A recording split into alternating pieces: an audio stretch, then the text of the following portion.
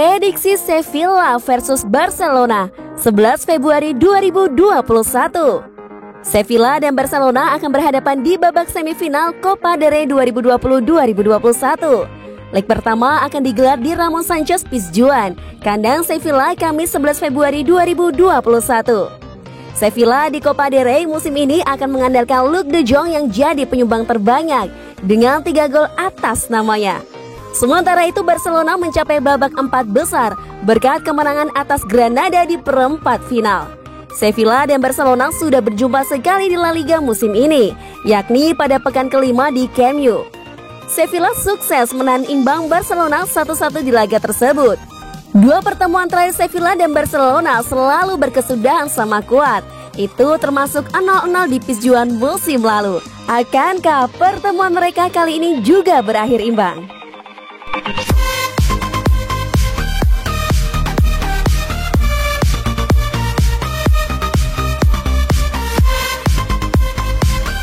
Menanti evaluasi Francisco Trincão di bawah sentuhan Ronald Koeman. Francisco Trincão mungkin masih belum bermain sesuai ekspektasi Barcelona. Namun jika terus berkembang di bawah Ronald Koeman, Trincão diyakini bisa menjelma jadi pemain top. Gelandang Portugal ini mencetak gol pertamanya untuk Barca musim ini, yang sekaligus jadi penentu kemenangan atas Real Betis. Senin 8 Februari 2021 dini hari waktu Indonesia Barat kemarin. Skor imbang 2-2 sampai Trincão mencetak gol ketiga Barca di menit ke-87. Gol ini diyakini bakal sangat penting untuk Trincão pribadi. Dia terus dikritik dan dianggap gagal musim ini. Tidak seperti pemain barunya lainnya, Pedri, yang bisa langsung menyesuaikan diri dan berkontribusi. Koeman tahu bagaimana Trincão terus dicap sebagai pembelian gagal, tapi sejak awal dia tidak pernah ragu. Bagaimanapun Trincão masih 21 tahun, jalannya masih panjang dan masih banyak waktu untuk membuktikan diri. Dia Trincão masih muda dan dia perlu beradaptasi pada level klub besar seperti Barcelona, kata Koeman kepada Marca. Kami telah memberinya banyak menit bermain. Pada beberapa laga terakhir dia hanya tidak beruntung dan gagal memaksimalkan peluang. Hari ini dia jadi penentu dan ini penting baginya juga bagi kami, imbuhnya. Pada laga kemarin Trincão bermain pada 30 menit akhir dan bisa membantu dengan gol kemenangan.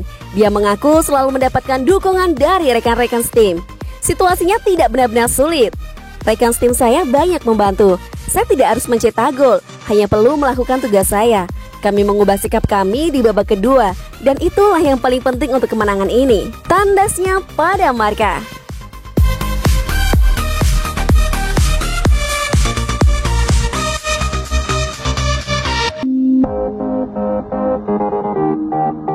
Krisis bek tengah Barcelona, paksa De Jong atau taruhan dengan Umtiti. Ronald Koeman kembali dibuat pusing dengan masalah cedera Barcelona. Kali ini ada krisis bek tengah yang mengkhawatirkan di tengah jadwal padat beberapa pekan ke depan. Masalah dimulai dengan cedera panjang Gerard Pique beberapa bulan lalu. Samuel Umtiti pun saat itu masih cedera. Jadilah Koeman menggonta-ganti pasangan Clement Lenglet sampai akhirnya memilih pemain muda. Senin 8 Februari 2021 kemarin, kemenangan 3-2 Barca atas Real Betis memakan korban cedera Ronald Araujo. Artinya sekarang Koeman harus mencari siapa pemain yang akan dipasangkan dengan Lenglet untuk beberapa laga ke depan. Menurut Marca ada 3 pemain yang bisa dipertimbangkan untuk berpasangan dengan Lenglet, yakni Oscar Mingueza, Frenkie de Jong, dan Samuel Umtiti. Usai Araujo cedera terpaksa ditarik, Koeman meminta de Jong turun dan membantu Lenglet sebagai bek tengah. Padahal ada Umtiti di bangku cadangan, tapi Koeman beralasan ingin menduetkan bek kaki kanan dan bek kaki kiri. Sayangnya pilihan ini pun bukan yang terbaik. Menarik De Jong dari lini tengah berarti mengulangi sebagian kekuatan serangan Barca. Artinya Koeman akan berharap Des segera fit sepenuhnya. Dengan demikian Des bisa mengisi pos bek kanan lagi dan Mingueza digeser ke tengah menemani Lenglet. Umtiti diyakini hanya pilihan terakhir Koeman. Dia sudah pulih tapi performanya jauh di bawah standar karena sudah terlalu lama menepi.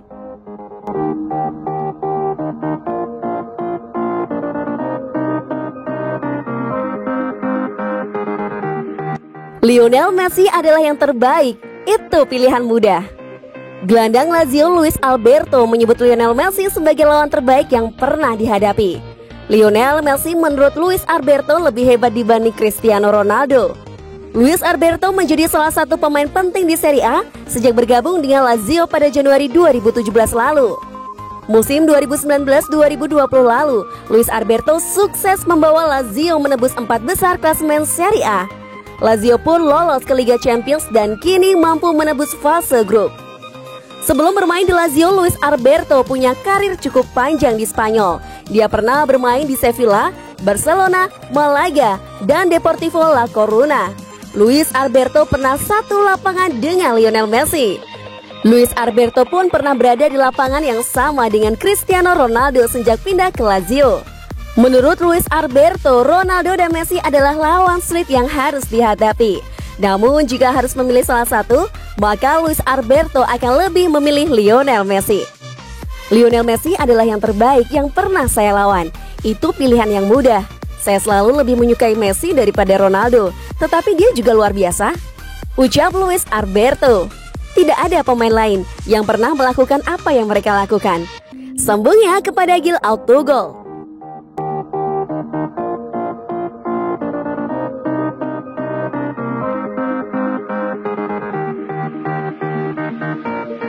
Janji capres Barcelona jika terpilih. Kembali berdayakan alumni La Masia. Krisis keuangan membuat Barcelona memutar otak untuk memperkuat tim. Salah satunya dengan kembali menjadikan La Masia sebagai sumber pemain mereka. Beberapa tahun terakhir tak banyak jebolan La Masia yang naik ke tim utama. Hanya Ansu Fati yang sejauh ini terus bertahan di tim utama. Lainnya mayoritas dipinjamkan atau dilepas. Praktis hanya nama-nama lama seperti Lionel Messi, Sergio Busquets, Gerard Pique, Sergi Roberto, dan Jordi Alba yang terus menjadi representasi alumni La Masia. Barcelona lebih fokus mengejar pemain dari luar. Belakangan seiring problem finansial yang menyertai Barcelona, para pemain muda La Masia mulai dilirik lagi. Ada Riqui Puig dan Oscar Mingueza yang mulai sering diturunkan. Ronald Araujo dan Pedri bukan jebolan La Masia, namun mereka dibeli murah sejak usia muda agar lebih mudah beradaptasi dengan sistem permainan Barcelona. Program yang seperti ini akan dilanjutkan oleh Toni Freixa andai ia terpilih jadi presiden Barcelona. Hal ini untuk menekan pengeluaran dari transfer-transfer mahal yang menguras dana klub. Dengan begitu keuangan Barcelona bisa lebih sehat. Jika kami terjerat utang lalu kami punya pengeluaran gaji yang tinggi, di mana para pemain dibayar mahal, maka saat pemain tersebut tampil buruk, nilai pasarnya akan anjlok, kata Freixa dikutip Marca. Barcelona tak akan bisa merekrut pemain seharga 50 juta euro, lalu menjualnya 2 kali lipat. Sang pemain bernilai 100 juta euro, kami pasti menginginkannya bertahan. Oleh sebab itu kami harus kembali ke modal awal, mengandalkan bakat-bakat akademi La Masia, ujarnya.